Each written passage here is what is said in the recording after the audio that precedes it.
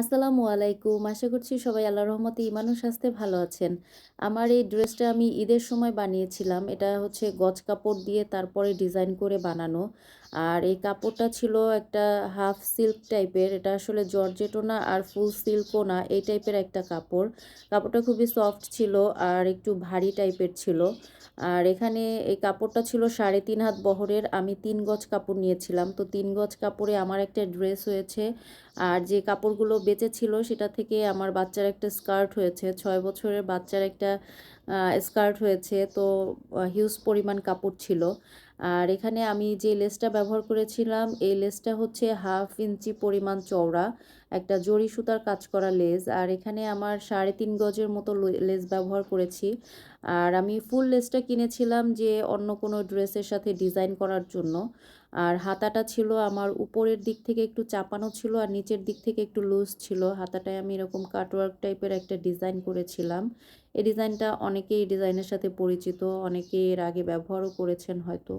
আমি আমার এই ড্রেসের শুধুমাত্র হাতায় এরকম ডিজাইনটা ব্যবহার করেছি। আমি একবার চেয়েছিলাম নিচেও এই ডিজাইনটা করব। তো কাপড়টা আসলে ঘেরটা অনেক বেশি ছিল, এটা আনারকলি স্টাইলের করে বানানো, সেজন্য কাপড়টা একটু ঘের বেশি ছিল বিধায় আমি আর এই ডিজাইনটা করিনি। কারণ এতগুলো ঘেরে করতে গেলে আসলে অনেক সময় লাগবে। তো আমি একটু সিম্পল রাখার চেষ্টা করেছি। আর এখানে মাঝখানে কোনো কাটা না, একদম এটা এক পার্টের একটা ড্রেস, শুধু উপর থেকে আমি লেসটা বসিয়ে দিয়েছি। আর এর হচ্ছে উপরের পার্টটা আলাদা আর নিচের পার্টটা আলাদা।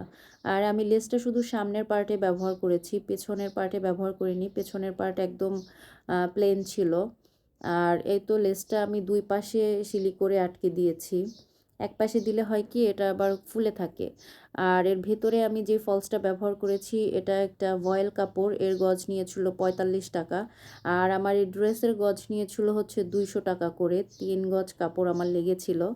এই হচ্ছে ফুল ড্রেস আর এই হচ্ছে ফুল ড্রেসের ডিটেলস। অবশ্যই সবাই জানাবেন ড্রেসটা কেমন হয়েছিল। আর এতক্ষণ আমার ভিডিও দেখার জন্য সবাইকে অসংখ্য ধন্যবাদ। সবাই ভালো থাকবেন, সুস্থ থাকবেন, আমার জন্য দোয়া করবেন। আল্লাহ হাফেজ।